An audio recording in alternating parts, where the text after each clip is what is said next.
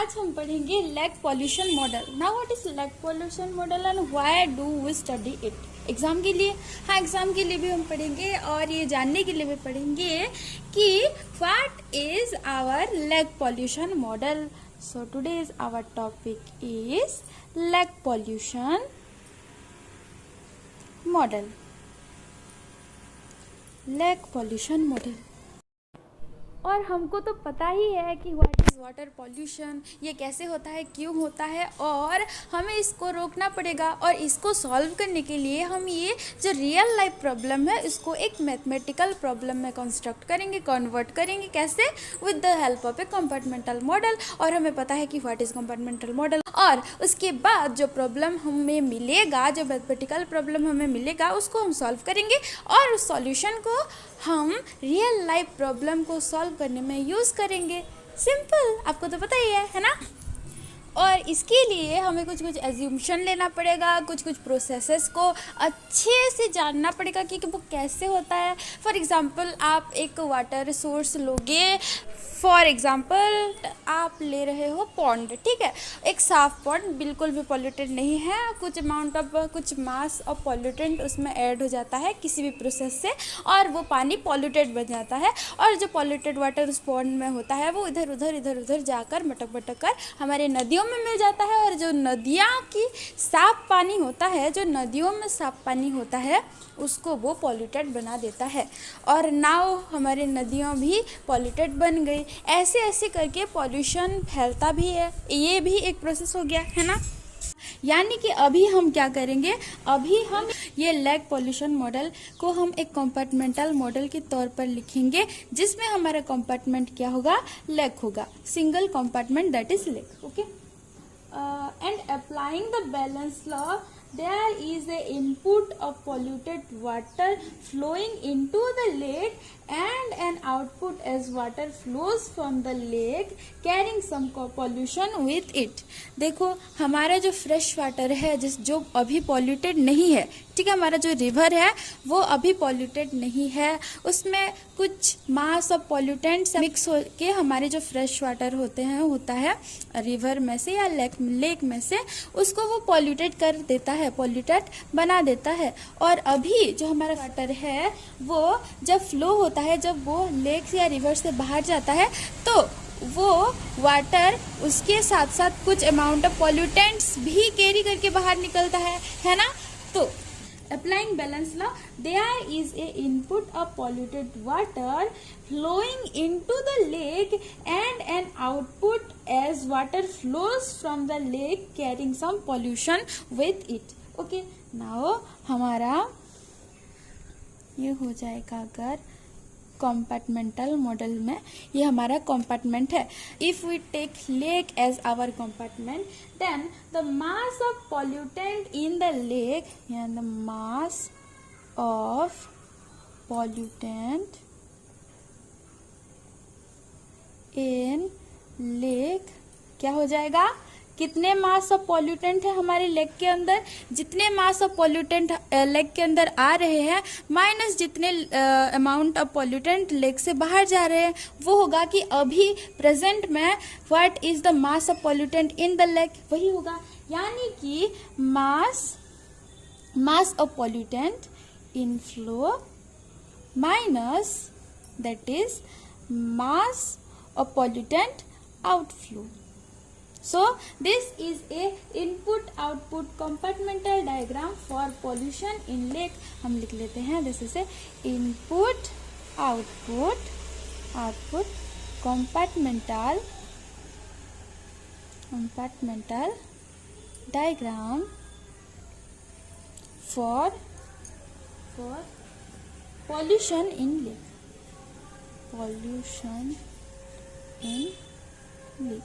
ठीक है, देखो और एक बात कि मैं यहाँ मास ऑफ पॉल्यूटेंट की बात कर रही हूँ, ठीक है, और हमें पता है कि मास can be converted into concentration, ये हमें पता है।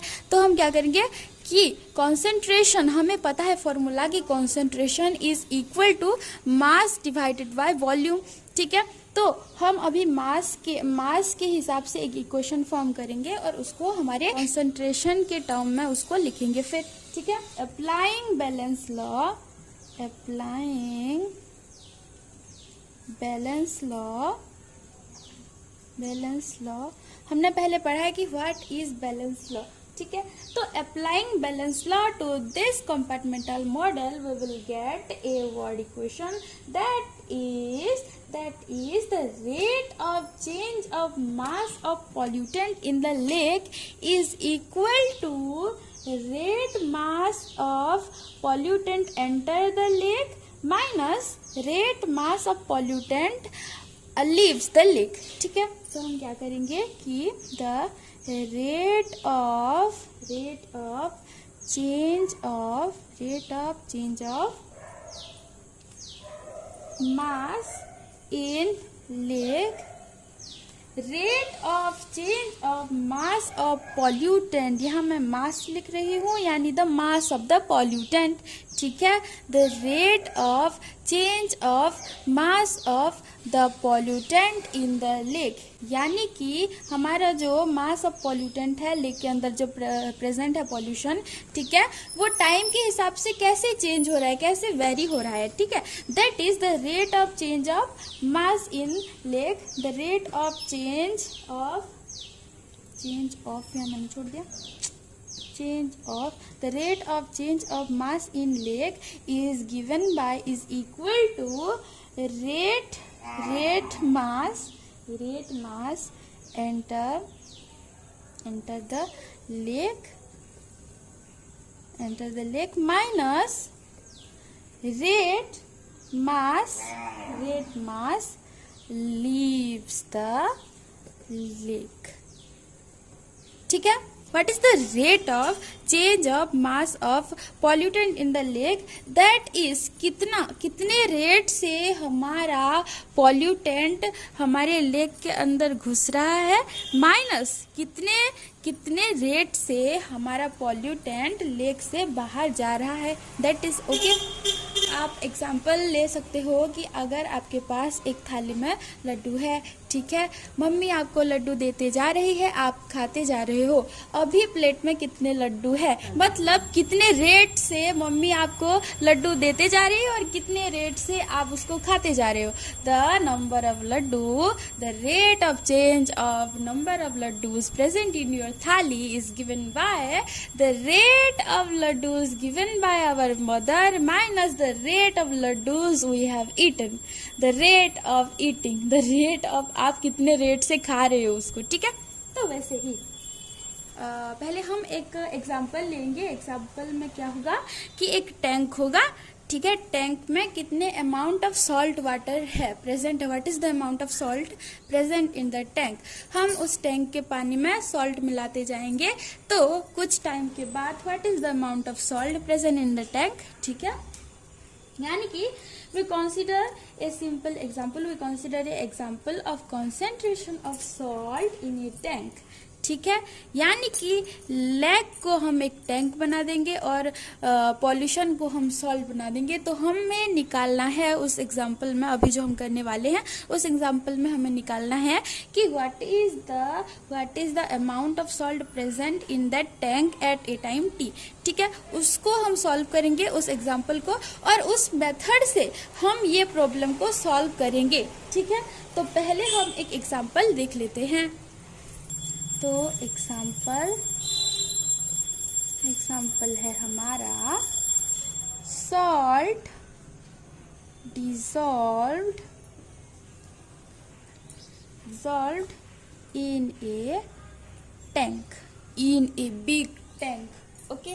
अच्छा, हमें गिवन है, एग्जाम्पल में गिवन है कि the tank contain 100 litres of salt water, ठीक है। एग्जाम्पल में हमें गिवन है, ठीक है। पहले हमें क्या क्या गिवन है वो लिख लेते हैं, फिर हम कुछ एज्यूम करेंगे वो लिख लेंगे, और फिर हम कुछ differential equation with respect to that model construct करेंगे, उसको सॉल्व करेंगे और उसी मेथड से हम इसको सॉल्व करेंगे, ठीक है। Now what is given in our example that salt dissolved in a tank, ठीक है। पहला तो the tank contain 100 100 litres of salt water. ठीक है, देखो इसमें पहले से ही कुछ अमाउंट ऑफ सॉल्ट मिक्स्ड हुए हैं, प्रेजेंट है। ठीक है, तो tank contain 100 litres of salt water, यानी कि इससे हमें पता चल रहा है कि what is the volume of the tank, that is 100 litre. Okay, और पहले से गिवन है कि S0 kg of salt dissolved initially. ठीक है, यानी कि S0 यानी कि क्या, बस गिवन है S0 kg of salt dissolve initially. ठीक है, and the inflow rate of salt water is equal to 10. Inflow rate of salt water in the tank, inflow rate of salt water to the tank is 10 liter per minute। यानी कि हमारे जो टंकी के अंदर कितने रेट से salt water जा रहा है, दैट इज 10 लीटर पर मिनट। ओके, अच्छा, late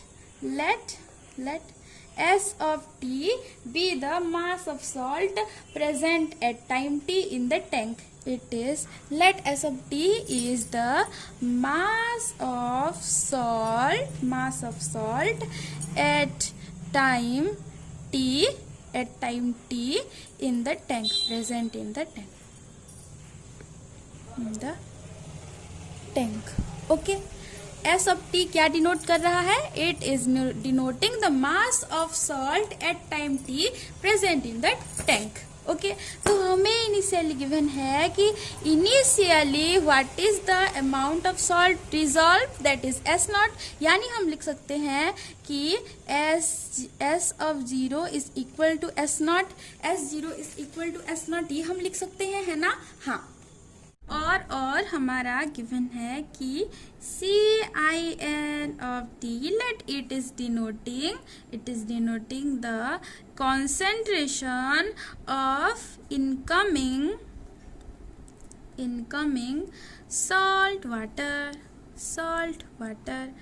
Let CIN of T, it is denoting, it is the concentration of incoming salt water to the tank।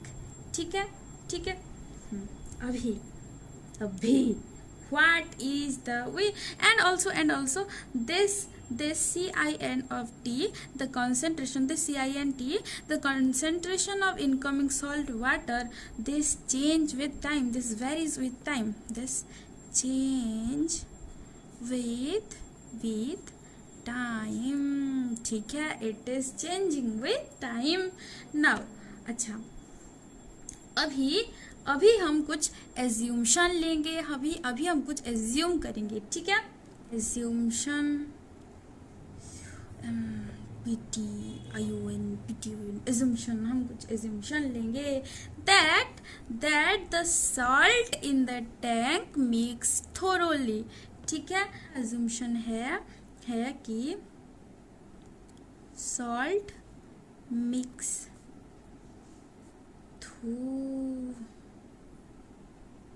thoroughly। ठीक है, the salt mix thoroughly in the tank। Okay, अच्छा, अभी second assumption ये है कि the inflow rate of salt water is equal to the outflow rate of salt water from the tank. Okay, inflow rate of salt is equal to outflow rate of salt। जितने rate से हमारा salt water tank के अंदर जा रहा है, that is equal to the rate of salt leaves the tank. ठीक है, यानी कि outflow rate of salt. Okay, the inflow rate of salt is equal to the outflow rate of salt. Okay, यानी कि the mass of the tank is constant. हम ये क्या लिख सकते हैं कि अगर आपके थाली में जितने रेट से मम्मी आपको लड्डू देते जा रही है उतने रेट से आप उसको खाते जा रहे हो, यानी कि हमारे लड्डू के थाली में जितने लड्डू हैं दैट इज कांस्टेंट। क्या हम लिख सकते हैं ये? हाँ, हम लिख सकते हैं। यानी कि इसका मतलब ये है कि volume of the water salt mixture in the tank is constant. Volume of salt water mixture is constant in the tank।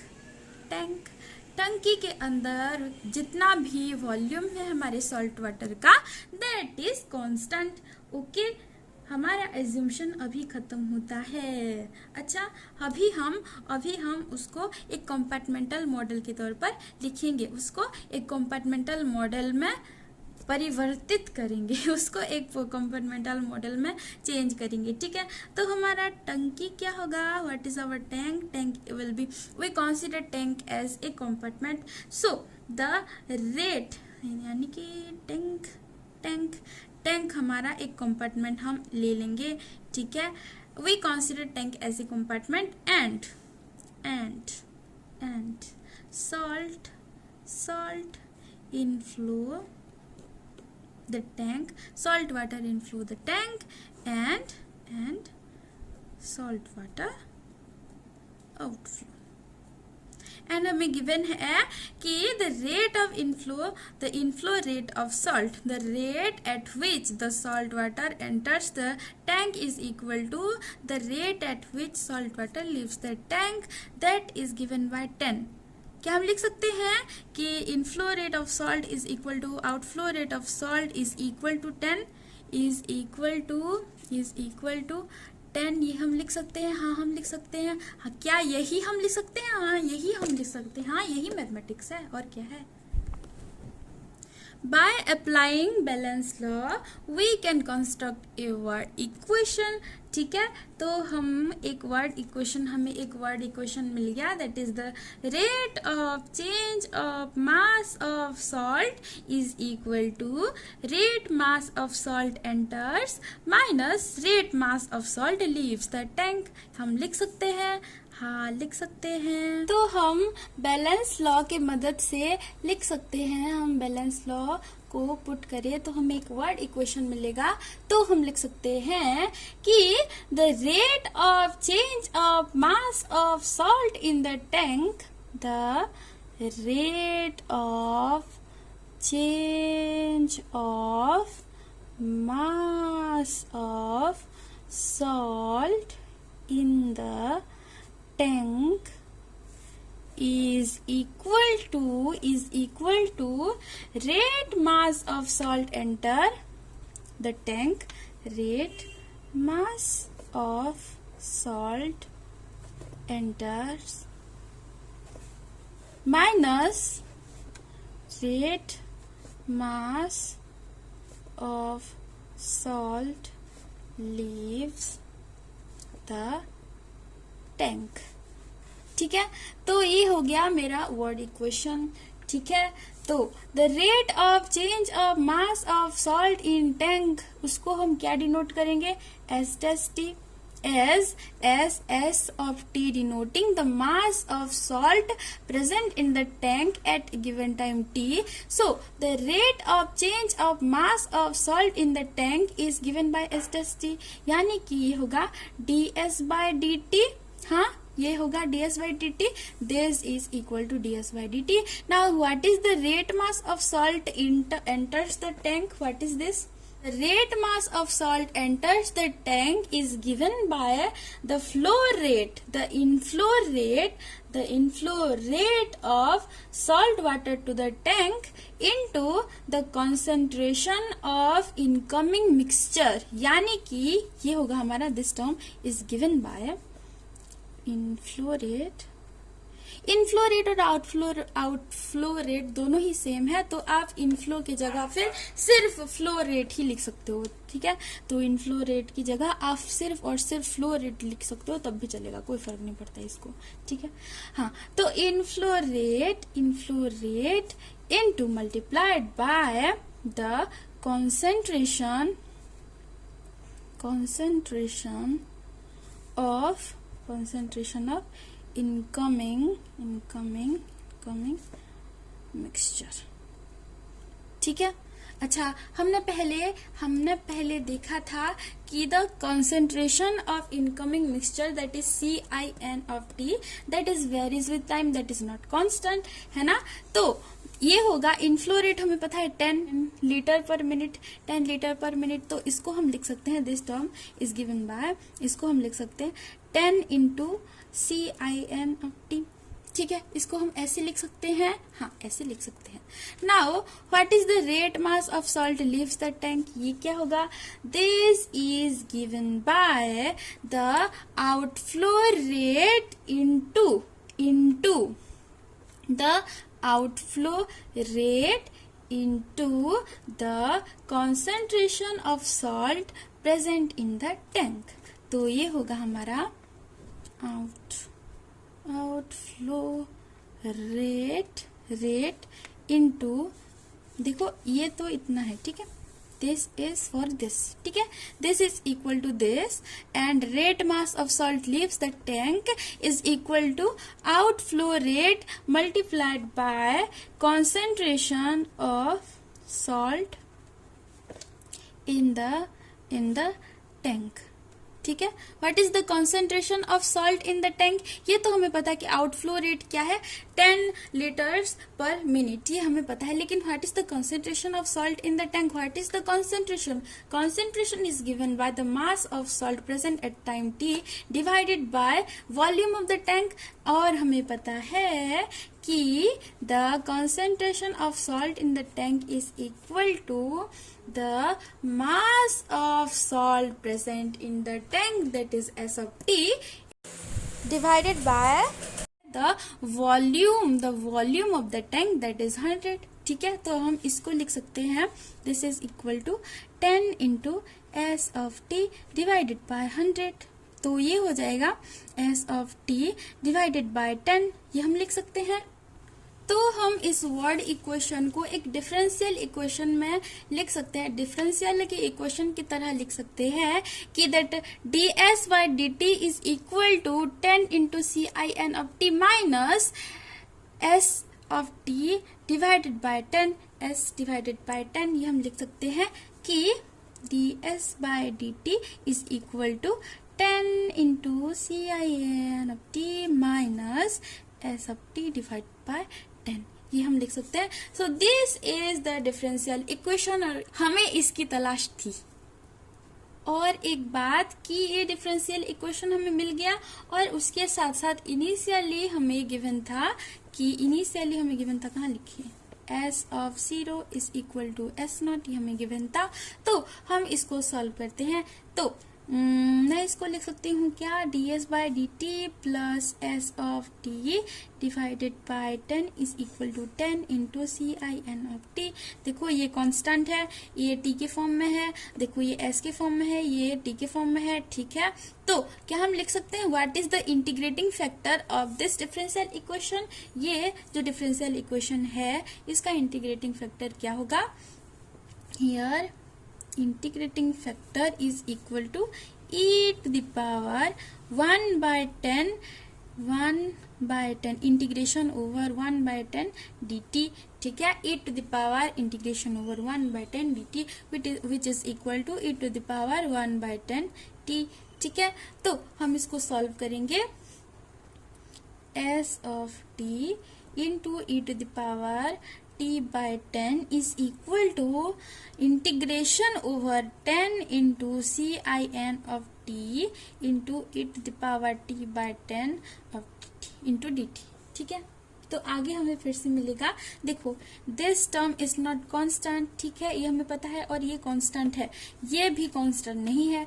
देखो ये और इसका इंटीग्रेशन क्या होगा हमें नहीं पता है, ठीक है। तो हम क्या करेंगे, अभी अगर फ्रॉम 0 to t कर दे हम, अगर from 0 to t in the boundary 0 to t closed interval, अगर हम इस डिफरेंशियल इक्वेशन को ये इनिशियल बाउंड्री कंडीशन में सॉल्व करें in the interval 0 to t in the interval 0 t in the closed interval 0 t, then we will get this step. Okay, s of t into e to the power t by 10 is equal to integration over integration from 0 to t over 10 into sin of t into e to the power t by 10 of t into dt. Okay, तो हमें आगे मिल जाएगा। देखो इस तरफ integration है, तो अगर हम इसको ले जाएंगे तो ये हो जाएगा d by D T of s of t into E to the power t by 10 from, ठीक है, तो ये हो जाएगा हमारा 10 इंटू C I N into T into E to the power t by 10। Okay, तो इसको हम लिख सकते हैं कि s of t into e to the power t by 10 from 0 to t is equal to integration over sin of t into e to the power t by 10 dt from 0 to t। ठीक है, तो ये हो जाएगा, कितना होगा, s of t into e to the power t by 10 minus s of 0 into e to the power 0 by 10। ठीक है, तो ये हो जाएगा हमारा s of t into e to the power t by 10 minus s of 0 that is s naught into e to the power 0 by 10 that is 1, so s naught is equal to 10 into integration over sin of t into e to the power t by 10 dt।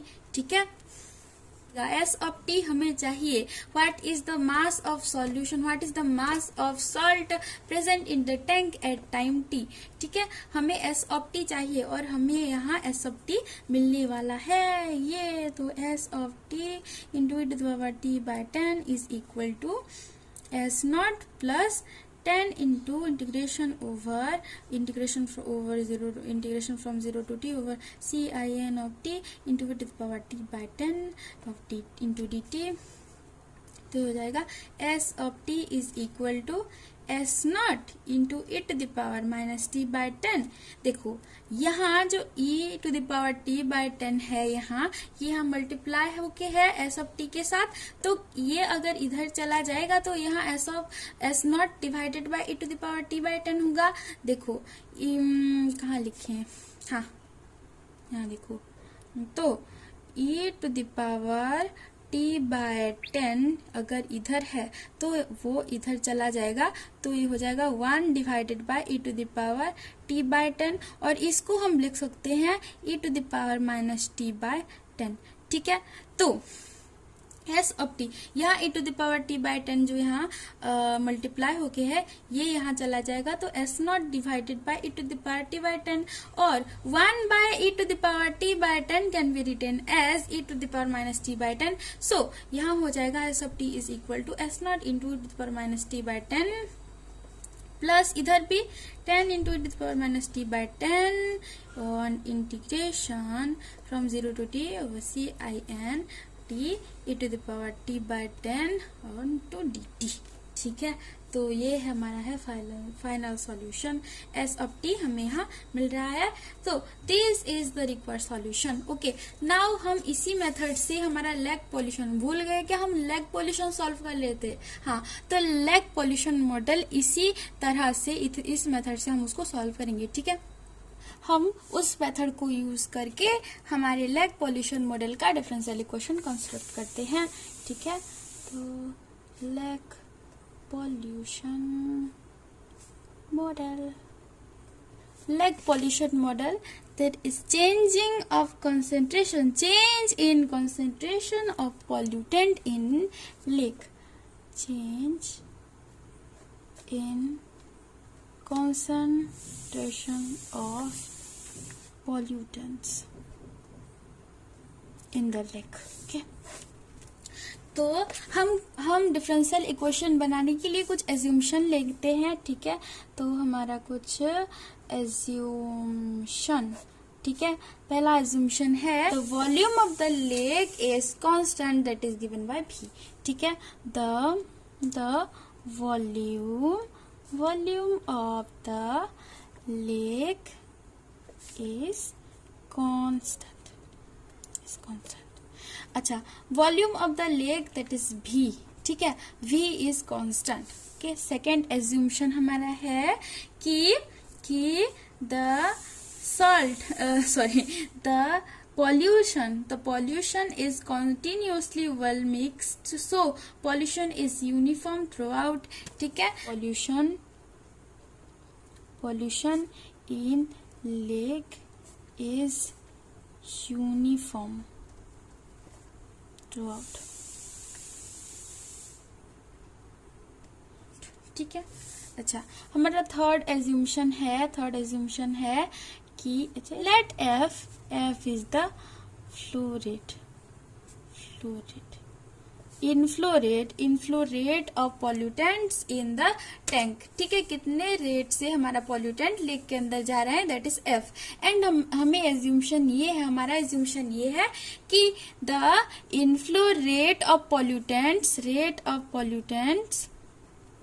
pollutants is equal to outflow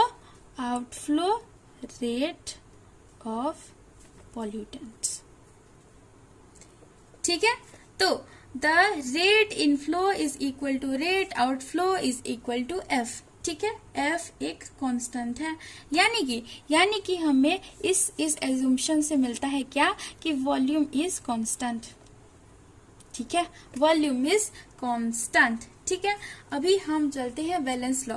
with the help of balance law we can form the word equation that is the rate of change of mass of pollutant in the lake. The rate of change of mass of pollutants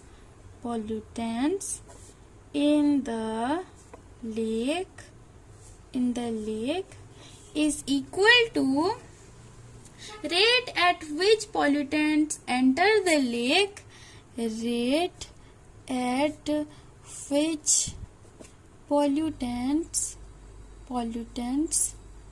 enters the lake minus rate at which pollutants leaves the lake, rate at which pollutants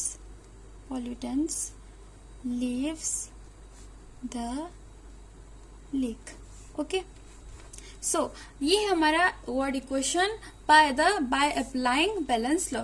अच्छा, हम इसको हमारे differential equation में convert करेंगे। ठीक है, तो the rate of change of mass of pollutant, let m of t is representing mass of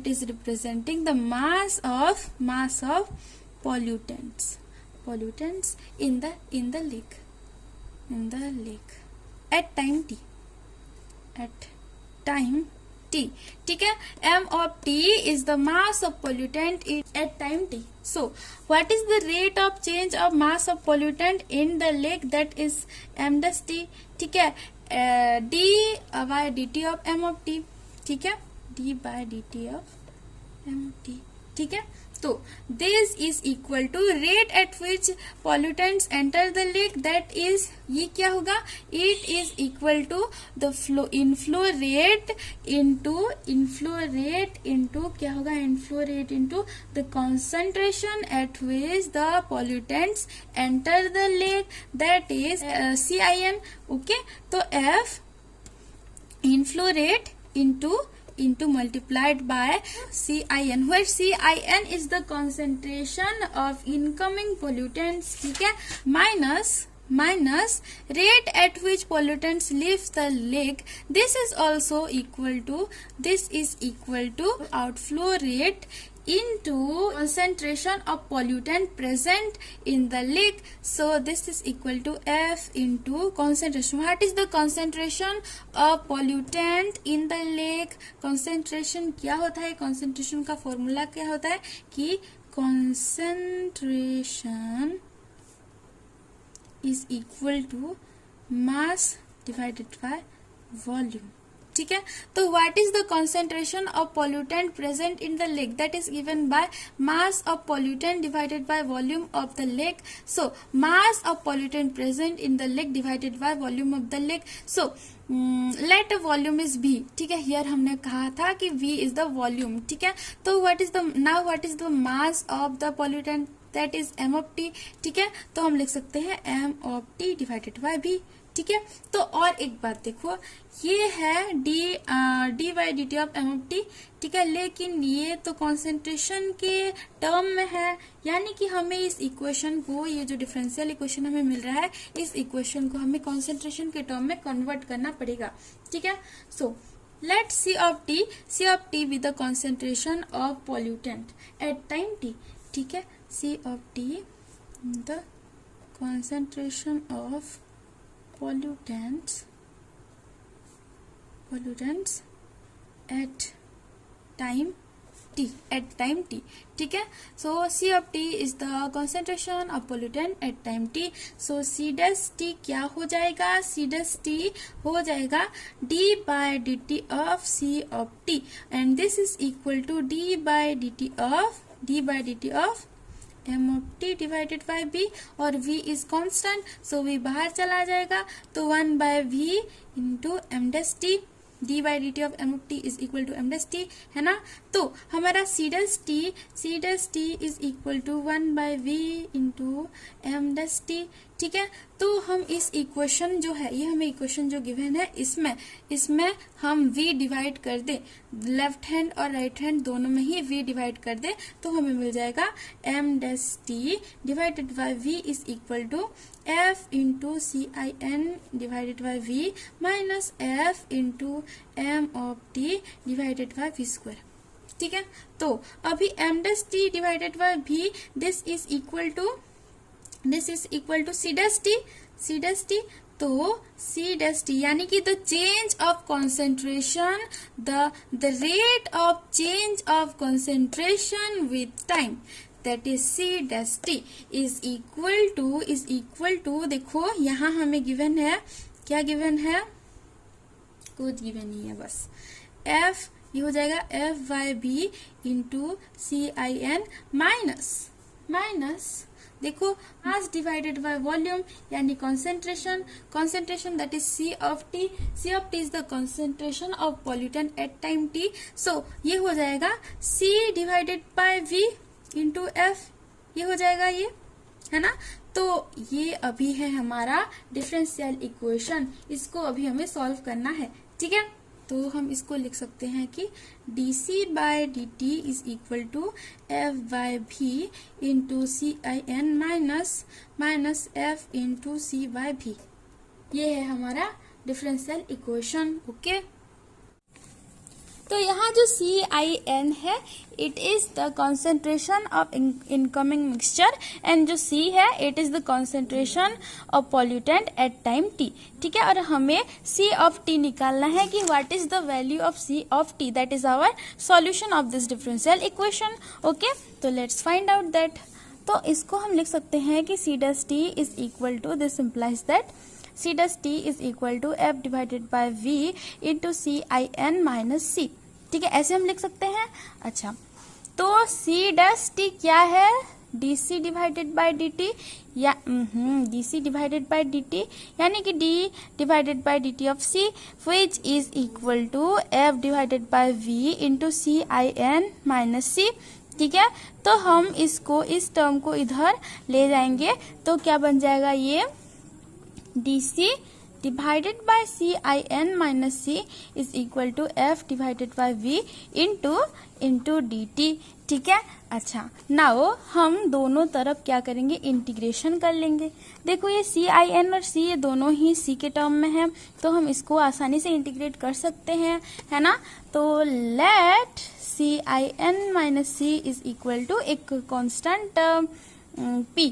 ठीक है, तो differentiating this P with respect to C we get dP by dC, dP मतलब वो वाला dP नहीं, dP by dC is equal to what, -1।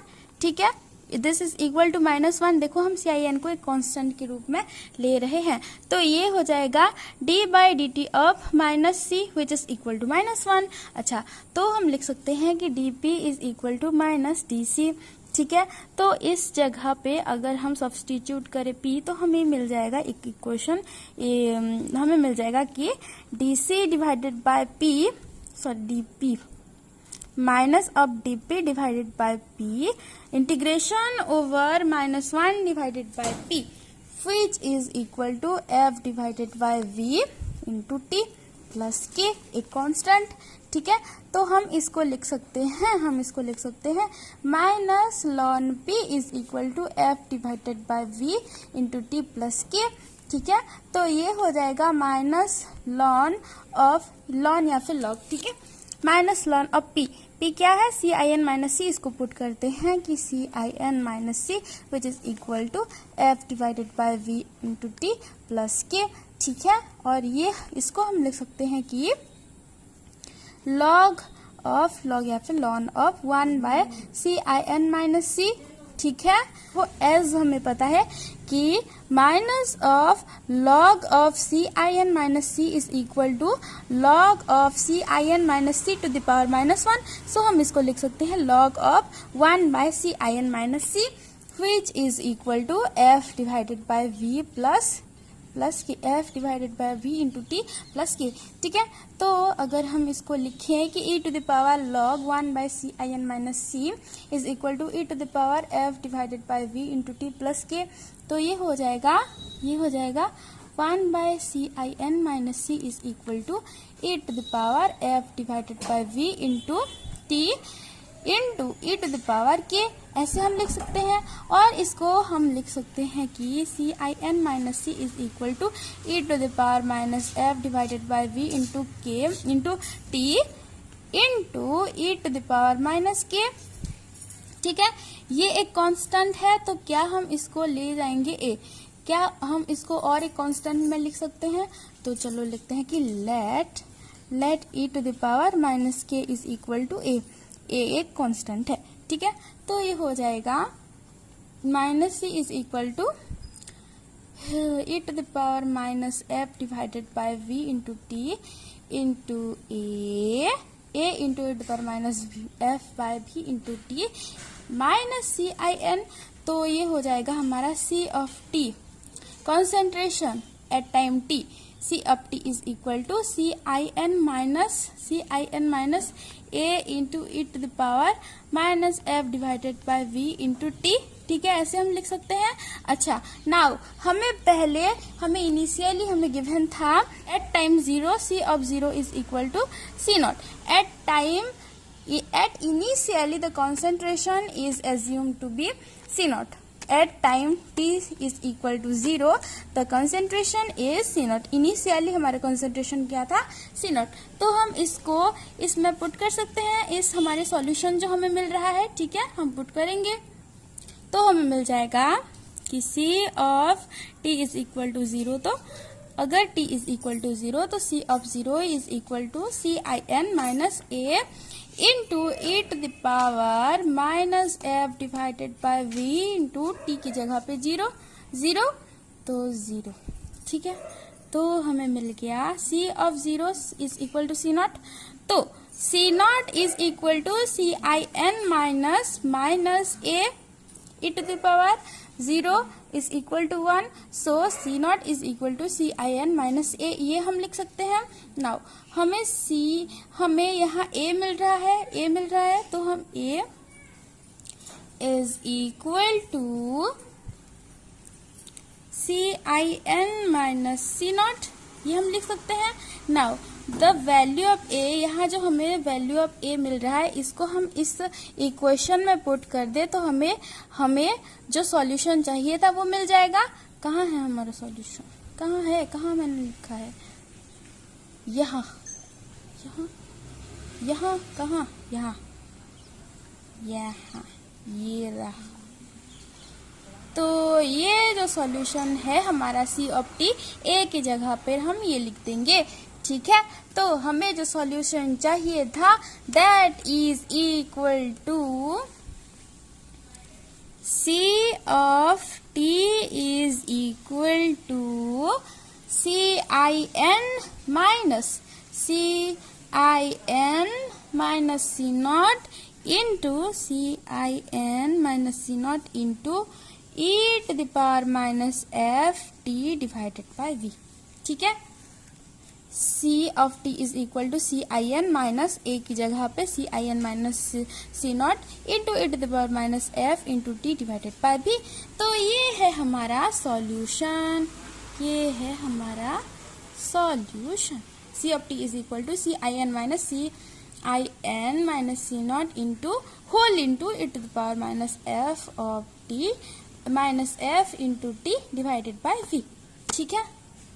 सो अभी हमारा question है कि how long will it take for the lake's pollution level to reach 5% of its initial value if only fresh water flows into the lake. तो हमें C of t मिला, क्या था? C of t मिला था CIN minus C naught whole into e to the power minus f into t divided by v. ठीक है, तो ये हमें सॉल्यूशन मिला था. पहले हम जो इक्वेशन सॉल्व किए थे डिफरेंशियल इक्वेशन, तो हमें ये कॉन्सेंट्रेशन एट टाइम t ये मिला था.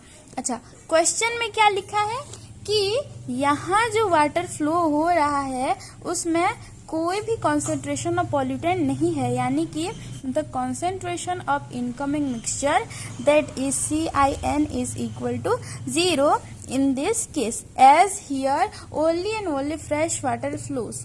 ठीक है, तो यहाँ कोई भी पॉल्यूशन नहीं है, तो the concentration of incoming mixture is 0. The concentration of incoming pollutant is 0. ठीक है. अच्छा, हमें टाइम निकालना है. कितना टाइम निकालना है? जब हमारा जो पॉल्यूशन है that will reach to 5% of its initial level, यानी कि if C of 0 is equal to C naught, तो हमें वो टाइम निकालना है. We have to find out the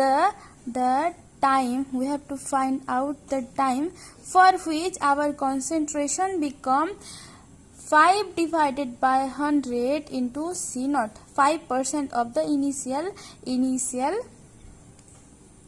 level, 5% of the initial level.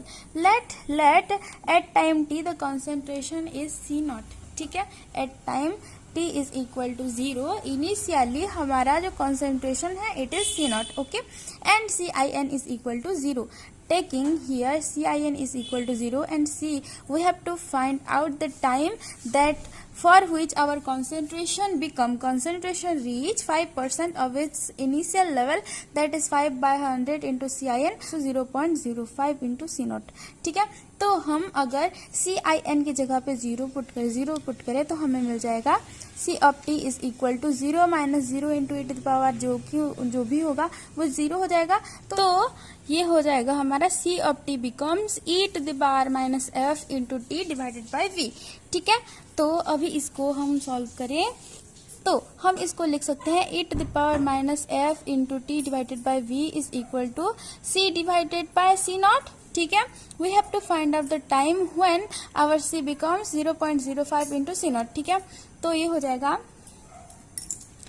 इसको अगर हम log और log दोनों ही तरफ पुट करें तो minus f into t divided by v is equal to log of C by C naught.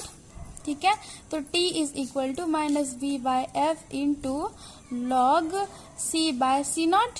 ठीक है, ये हो जाएगा हमारा. तो when we put C is equal to C, तो हमें टाइम निकालना है कि जब हमारा कॉन्सेंट्रेशन क्या हो जाएगा 0.05 इंटू C नॉट. तो हम यहाँ लिखेंगे कि T when the time when our concentration become minus V by F into log of 0.05 of into C not divided by C naught. ठीक है, इसको यहाँ लिख लेते हैं. We have to find out the time when our concentration become 0.05 into C naught. ठीक है, तो ये हो जाएगा हमारा minus V by F into log 0.05 into C naught divided by C naught, और इसको हम सॉल्व करेंगे तो हमें हमारा टाइम जो है वो मिल जाता है, that is t is equal to -v/f into log of 0.05। Okay, this is our final answer. तो ये हमारा टी है when the concentration become 5% of its initial level. Okay, bye.